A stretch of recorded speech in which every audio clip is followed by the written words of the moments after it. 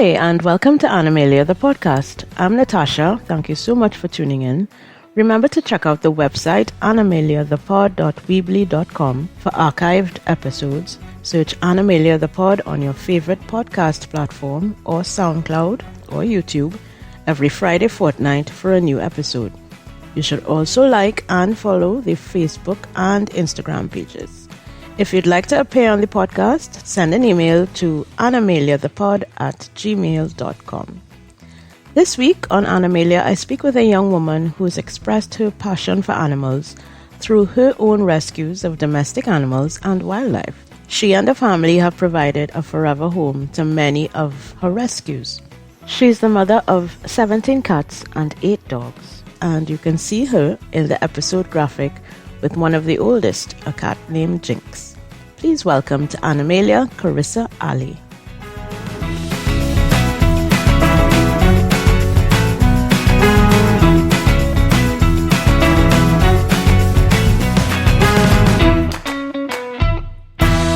Thank you very much, Karissa, for joining me on Animalia. Glad to be here. Start off by telling us a little bit about yourself and your life with animals.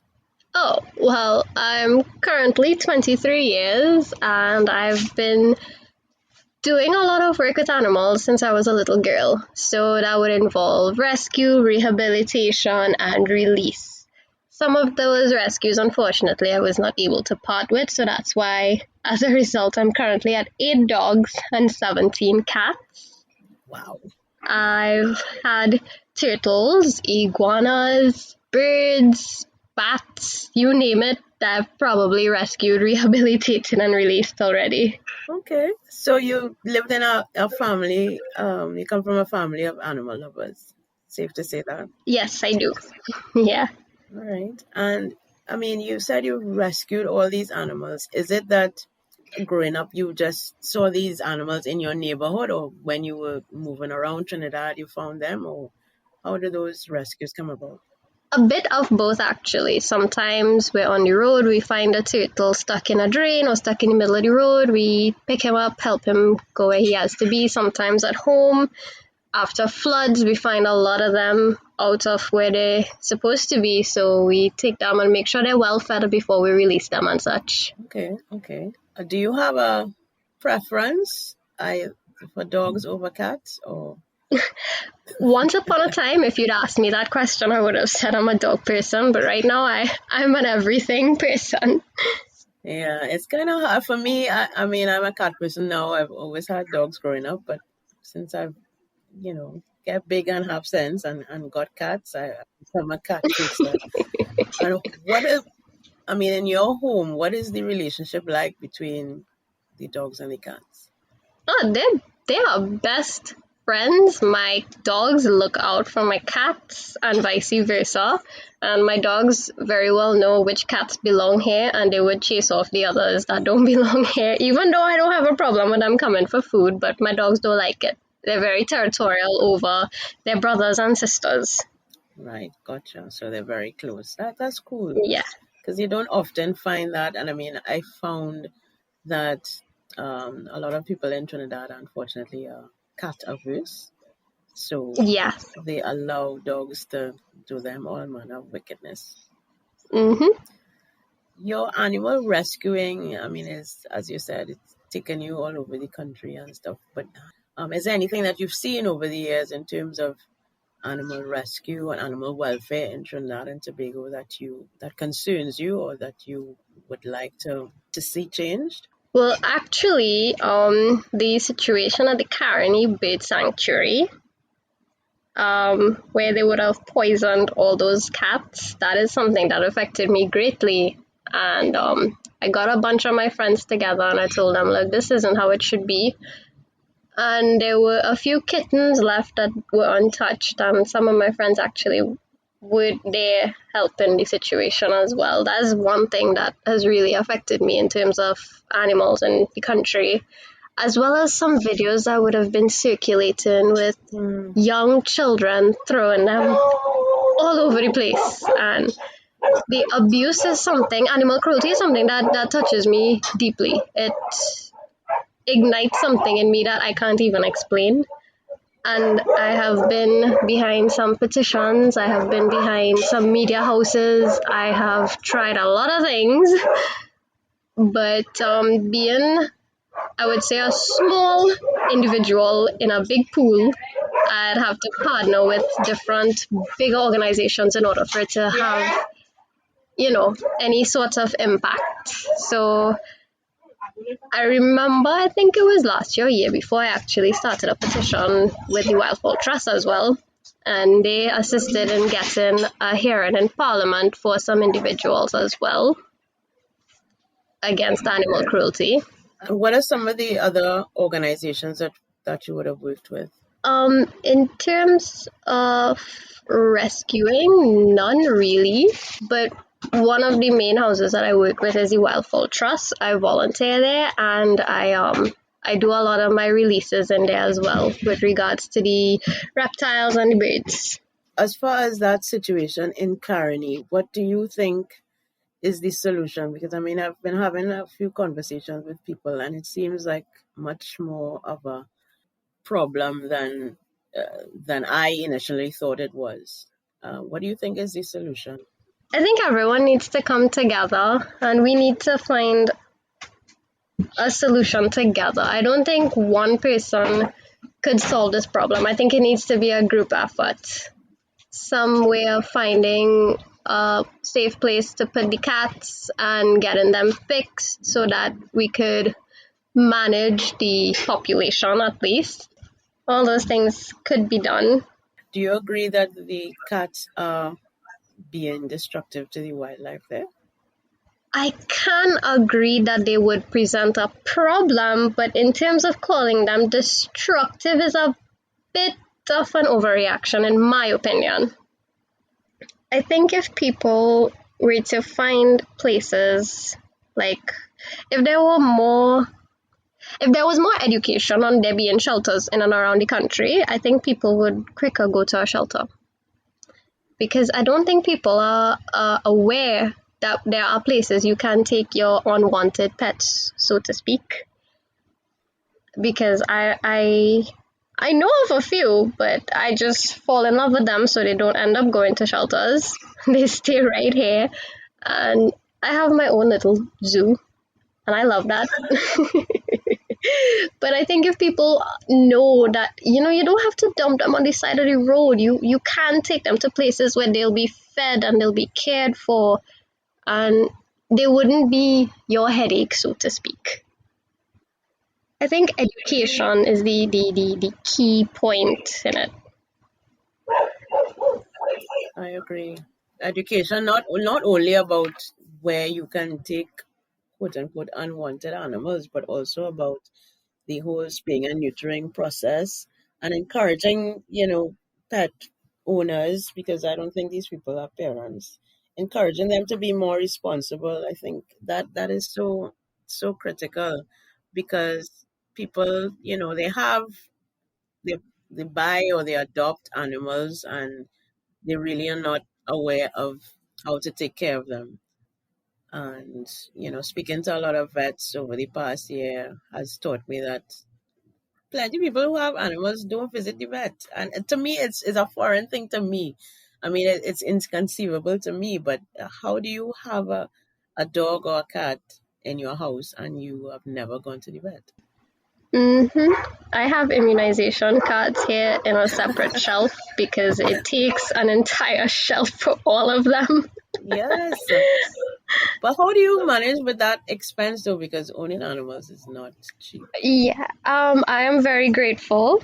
Apart from me covering some of the expenses myself, my parents, being huge animal lovers as myself, they assist a lot. Right. You're very lucky. I know. Have you ever been able to adopt out any of your animals, or you keep them, you're neuter them, you spay them? I have adopted out a few of them. Once upon a time, there were 2 litters of puppies dumped on my doorstep, and I honestly had no idea what to do, because I'm able to take care of kittens, because I have that knowledge. But puppies being approximately 1 week old, I was completely clueless. And I was so grateful to Google and a group on Facebook. I can't remember the name, but everyone was so helpful, and I was able to nurse them back to full health. And I currently have 5 from that litter, because it was 14 of them in total. And I've gotten the rest, all the other 9 adopted out to great, wonderful homes. There's one owner that sends me videos like every week, how she's growing, her new toys, she got a new bed. Oh, that's cute. Have you ever had any challenges with people dumping animals at your place, since you are the resident zoo on the street? I don't have an issue with it, to be honest. I just like to have a heads up, because those 14 puppies were a lot for me. I was grateful for my mom being there to help out as well. And I have no problem taking in. Just let me know in advance, and I will try to assist you as best as I can. If I can't take them in because of my full capacity here at the zoo, I reach out to other people who can assist as well. Right. So you think it's easier to adopt out puppies and kittens than adults? Because I know that there are a lot of people on, at least from what I've seen on Facebook, who are really overwhelmed. To be honest, it is way easier to adopt out puppies. Kittens are a bit difficult, because I have no idea what people have against cats. Yeah. They are so wonderful. I have 17 of them currently, filling my life with so much joy and happiness. I don't know what it is either, girl. I don't know why people mistrust them. I think a lot of, old wives' tales and things about, them suffocating you in the night and eating your food and digging out your eye and all of these things. I think people have just, grown accustomed to those fantasies, those stories, and they believe them. Mm-hmm.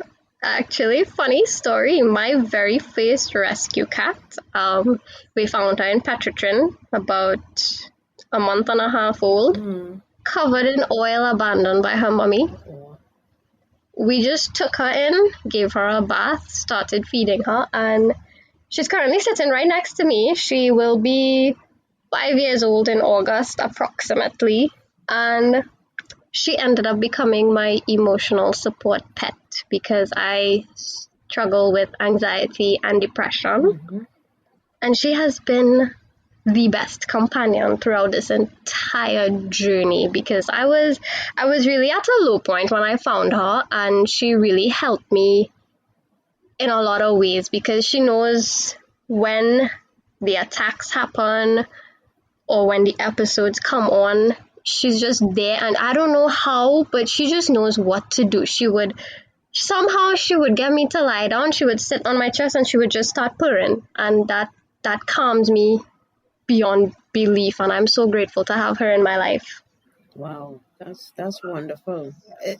That has happened to me on a couple of occasions with my cats as well. They really do seem to sense when you need them, and and I was just reading yesterday somewhere that when a cat does that, comes up on your chest and starts to purr, that is, a kind of healing action. Yes. And on another occasion, now I have a black cat, a pure black, gorgeous boy, and everyone told me, get rid of that, you need to kill that, that's bad luck. And I'm like, really? No. Because if you go and research the history of black cats on the eastern side of the world, they were actually seen as good luck. Of course. And he saved my life one night. Prior to COVID-19, he would have slept on my bed with me, but due to COVID, I have no idea. They just started to roam free, because nobody we live on a private road, but there's less cars on the road, so they could go stroll about now. So they don't have time for me anymore. But he used to sleep with me every night.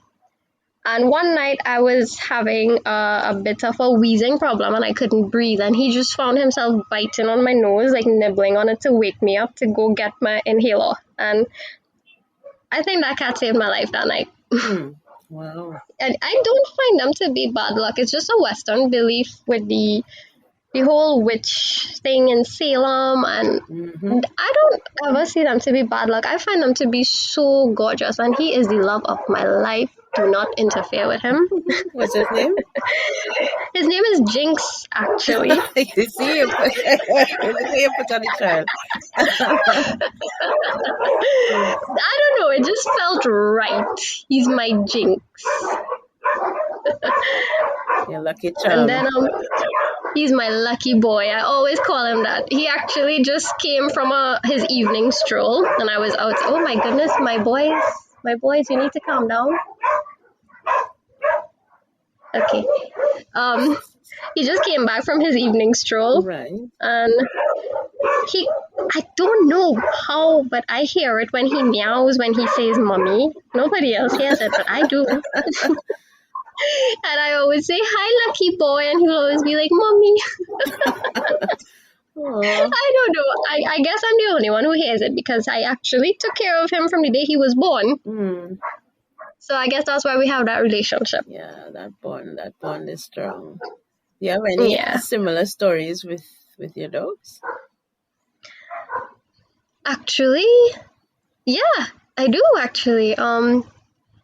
One of my neighbors, he had 2 gorgeous golden retrievers, brother and sister. And unfortunately, they abandoned their house and abandoned their dogs. And the girl got pregnant and she came here and she had her babies and she was completely clueless because she never knew about having babies or anything like that. And I was able to help her throughout the process, throughout the birthing process, etc., because it was really scary for her, actually. She was crying the entire night. None of us slept that night. Wow. We just stayed there helping her, keeping her calm, making sure everything was all well and good, helping her as much as we could. And I was able to help her take care of them, how to fix herself to nurse, and unfortunately, she was poisoned a couple of years ago. Oh my God. Yeah, this is the part of the fostering and the rescuing that is really hard for me. It's like when people interfere or when they die of natural causes, I really do take it hard. Yeah. Last year, my friend got 2 kittens in his yard, and I just fell in love with them instantly. Now, we noticed one of them was perfectly healthy, and the other one, she had like some sniffling issues. And I took her, and unfortunately, it was COVID-19. Vets were not taking anybody in. I referred to Google as best as I could. And I was able to give her an amazing life with toys and food and playtime and everything. And she passed away in November. That was really tough on me because I was not home. I was working and I was not there to be with her. Wow. But I try my best to give them the greatest life I could. Yes. And I always try to make sure they have the best care that I could afford to them. Yep. Yeah, good mommy. Yeah, I have zero intentions of having biological children. Everything I own is going to be left on my will to my pets. They will get the entire property to roam freely. Right. Fun times. Have you ever, this is something that has puzzled me. And I wonder why we don't have it here. How come we don't have pet insurance? Actually, Guardian Life recently introduced pet insurance, but only for big breed dogs, like Huskies and Rottweilers, Pit Bulls, along those lines. I was fortunate to be working in Guardian for a short period of time when they released that to actually have knowledge about it. But I don't think pet insurance should be excluded just to the higher standard of dogs, but why not everybody? Correct.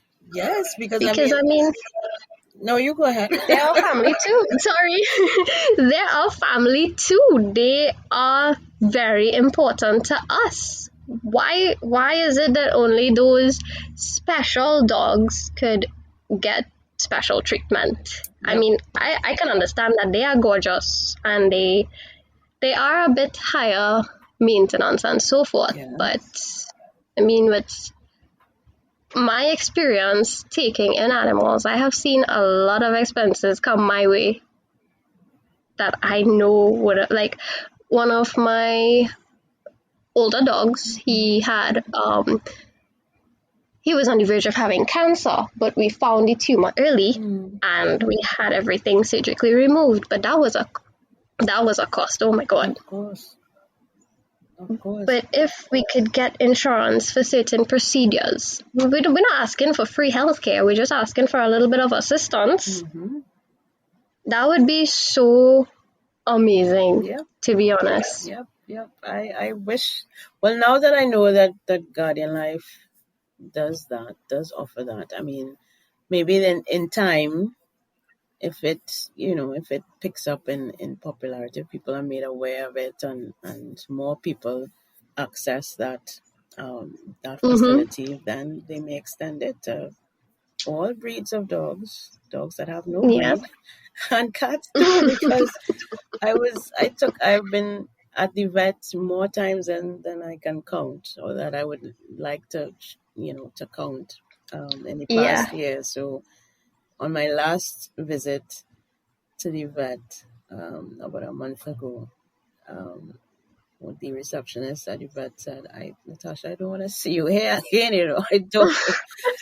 I would like to see you somewhere in the grocery or by Starbucks or something. I don't want to see your hair again. And I mean, it is, I mean, if you experience anxiety and depression, I do as well. So it has been really just the thought of going to the vet. Even on that last occasion, I actually asked my husband if he could take the cat, but I had to end up doing it because he has something else to do. But just the thought of having to go to the vet was terrifying to me, and so it would be a huge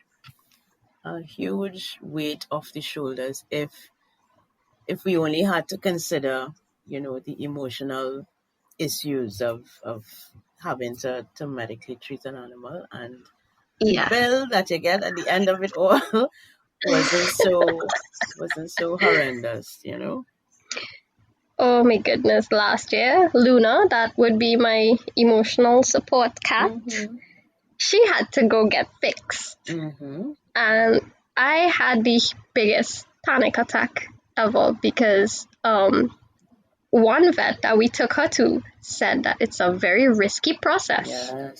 Yes, it can be. Because of her age. Yep. And I was not satisfied with that. So I got a second opinion. And this vet said, yeah, we can do this procedure.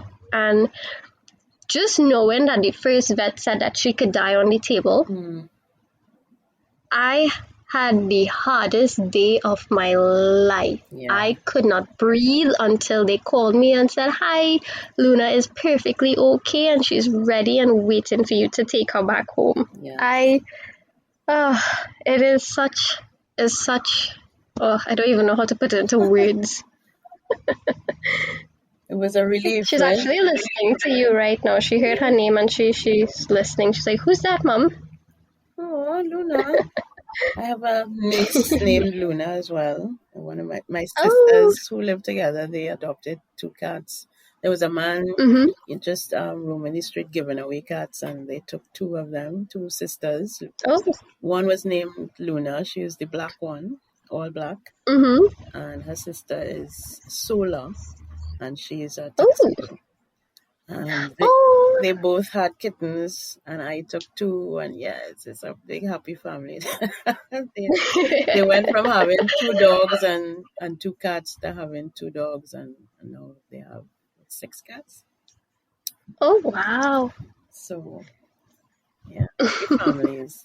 But I mean, as you talk about your experience with the vet, is there anything else that you want to share about the kind of relationship that you've had with vets? Because that has been a subject of podcasts in the past as well, that some people really don't grasp the kind of pressures that vets are under trying to deliver Mm-hmm. service Mm-hmm. to animals, and most importantly the humans that get in the way of that sometimes. If I had one piece of advice, if you are not willing to treat this pet like your child and give them your best efforts to a good life, I don't think you should have a pet, because vet bills Hmm. tend to be costly based on what it is you are there for. Yep. And I have noticed a lot of renowned vets at this point in time are trying to find ways and means to make things available and affordable to people. Yes. But at the same time, they have to cover the cost of medication, their assistants, their other employees, and so forth and so forth. So that's the only piece of advice I could give. If you cannot commit yourself like that, you really should rethink having a pet, because they are like children. Yes. They need their checkups, they need their shots, they need sometimes diet plans, because Luna went from like a really scrawny little thing to this gigantic blob, so we have to get her special food, and it's a bit more costly, but we are committed to giving her the best life we can. So, it's a commitment, and if you can't commit to that, you really need to consider and rethink and evaluate what it is you're getting yourself into. So to wrap up our conversation, is there anything else that you want to share with the Animalia audience about your life with animals, about animal welfare, or any other topic that is of concern to you? Well, my life without animals would be very much incomplete. But in terms of animal welfare, I think we need to band together and just start making sure that they're well taken care of, because they deserve amazing lives, because they're so amazing on their own, Mm-hmm. And They are. I love them, like from feathers to scales to fur. I love them all.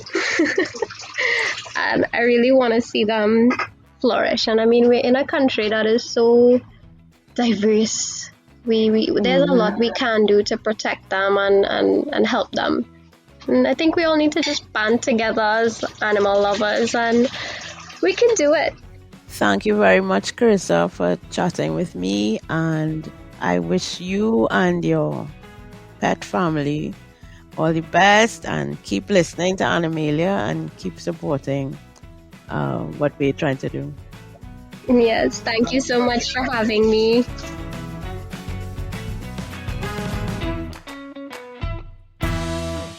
Our Rescue Me segment this week is an appeal for forever homes for an awesome litter of kittens. Here's Karissa with more. At the moment, I actually have a litter of 5 gorgeous kittens. They're quite beautiful, rambunctious critters. They will be up for adoption in approximately 3.5 to 4 weeks, because they're only a month old. I'm just waiting for mommy to wean. And they will be up for adoption soon. If anybody wants, I will also email you photos. Yes, please. I have a tuxedo, a calico, and 2 ginger and white, and a little black and white that I call Spot, because he looks like a Dalmatian. My commentary this week is about another kind of rescue and rehab that I was proud to be a part of over the Easter weekend. Through my work on Eye on Dependency, a drug demand reduction radio program that I co-host with my husband Garth, we were introduced to a couple, Wendell and Cindy, who were living on the streets of San Juan. Because of their addiction to crack cocaine, their plight was brought to our attention. It was when we sat down to speak with them that we realized the story of how they got together and how they ended up homeless was a perfect one for iron dependency. But because Garth and I are aware of the ravages of addiction, we also made arrangements to admit them to drug treatment after they had completed the recorded interview. Wendell and Cindy are well known in the Quasi and are assisted by kind citizens with food and shelter. One of those good citizens is Marguerite Miranda. You may have heard her story on episode 14 of Animalia, and if you haven't, please check it out. Marguerite had befriended the couple and would assist them with food for their beloved dog, Lucy. She does this with many stray animals along the east-west corridor.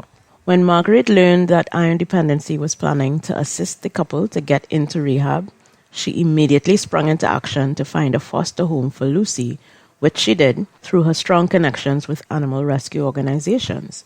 But that's not where Marguerite's awesomeness ends. After the Easter Sunday interview with Wendell and Cindy, she gathered the donated items, helped Cindy to pack, and tearfully watched as Cindy drove away with Beverly Mawson on her way to Serenity Place in Point Fortin. Admitting Wendell to rehab was a much more complicated process, and Marguerite, as usual, was a champion, taking the time out of her already hectic days with Pet to the Vet to shuttle Wendell to various institutions for the mandatory health checks. We at Iron Dependency and Animalia cannot thank Marguerite enough for her commitment and selflessness, caring for the well-being of both human and animal. We are simply amazed by all she has done. She is truly an angel on wheels, and we are forever in her debt. I hope this episode serves as a reminder that wherever you are and whatever circumstance you're in, you can make a difference in the lives of animals and humans. Both Karissa and Marguerite display the kind of genuine love and compassion that is so needed in Trinidad and Tobago today. Don't you agree?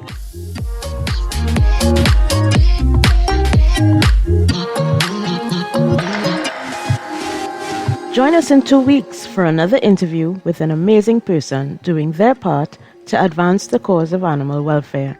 I'm Natasha, and until next time, take good care, and remember, love off your pets. Bye-bye.